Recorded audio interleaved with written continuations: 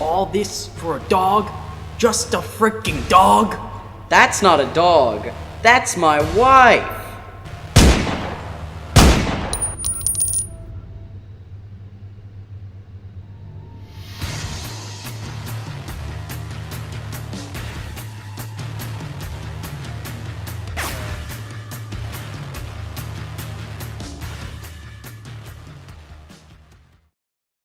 John Wick is a movie franchise about a man named Jonathan Wickerson who has a dog he loves very much. He eats spaghetti with the dog,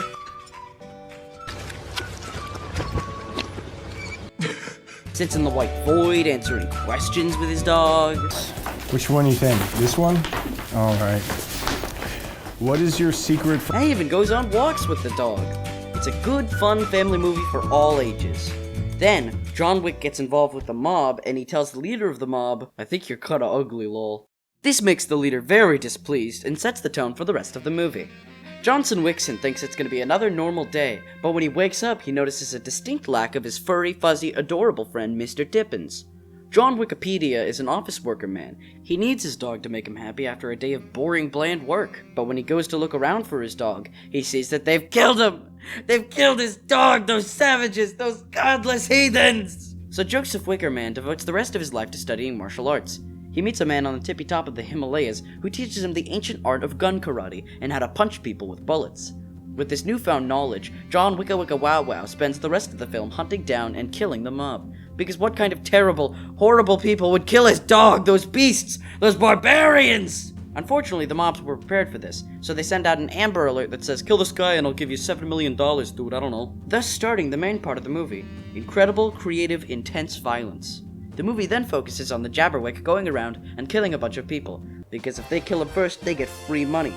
If Johannes Wixon gets to mob man number 2, he gets the money, and he can buy a new dog.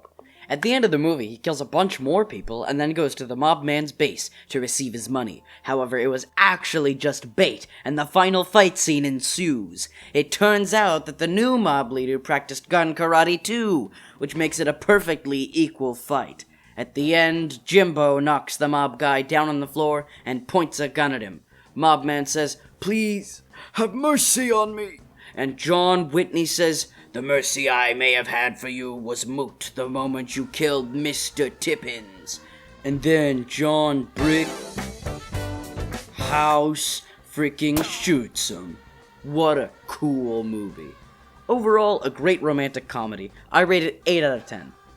So those were my thoughts on John Wick. And then, I actually watched it. Welcome to Blindside Reviews.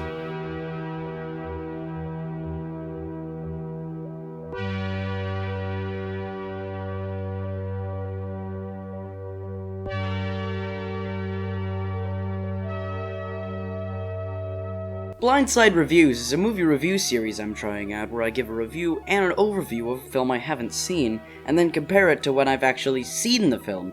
Of course with heightened silliness, since otherwise it would be boring. Now here's my real review of the film, having now actually seen it. I wasn't actually too far off. I did notice a significant lack of old men on the top of the Himalayas who teach you the ancient arts of gun karate. Oh well, maybe in the sequel. John Wick is an excellent movie. For most of you, that statement goes without saying. The cinematography is excellent, the fighting scenes are beautifully choreographed, and the writing is spot on. One thing I noticed about the film is that everything is concise. The film doesn't mess around, it shows you exactly what you need to see, and that makes the film great. Another delightful aspect of the film is the story, which I will sum up now. John Wick's story follows a man named, you guessed it, John Wick. He's just lost his wife to a terminal illness and he's grieving. One day he receives a gift from his wife that she had prepared before she died. The gift is a small dog named Daisy and a letter explaining it. John loves this dog and the writers waste no time making sure you do too.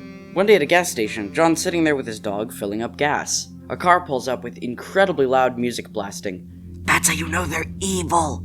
One of them gets out and compliments John's car and then says, "How much?" "Excuse me? How much for the car?" John replies that it's not for sale, and this guy gets upset. He leans into John's car and sees the dog. "Oh, I love dogs." The gang guy turns his head towards John and says, "Упси вы, сука, яйцвейца." to which John replies, I can't say those words because I'm a Christian boy. I want to highlight something about this scene. I don't know if it's just me, but the intensity increases so dramatically in the parts before this shot that him putting the hands on the dog's head is really nerve-wracking. It really seems like he's gonna hurt that dog. Thankfully, he turns out to be a one-off character, and that never happens.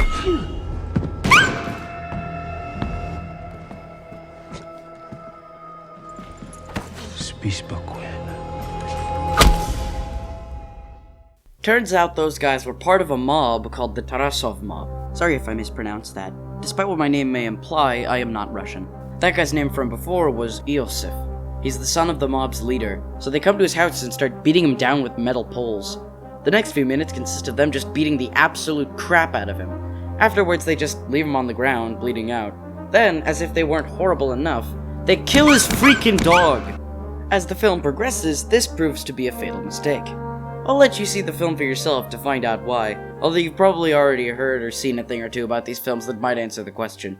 I haven't seen too many action films. One of the only other action films I've seen also starred Keanu Reeves. You may have heard of it, but it's a pretty unknown film. It's called The Matrix. But I've heard this one was a good introduction to action films, so it was a fun experience. I definitely recommend this to action fans or action newcomers if you haven't seen it yet. Although, let's face it, who hasn't seen John Wick? Because of the fantastic cinematography, writing, production, casting, pretty much everything about it, this film receives an 8.5 from me. Thanks for checking out the pilot episode of my new series, and a new sort of branding for my channel. I love the idea of doing these little bumpers, and it was hopefully a lot of fun to make them. I don't know, I'm writing this before I do any. Thanks for watching, and I'll see you in the future. Until next time, this has been the Dmitri Dmitri Show, Episode 1.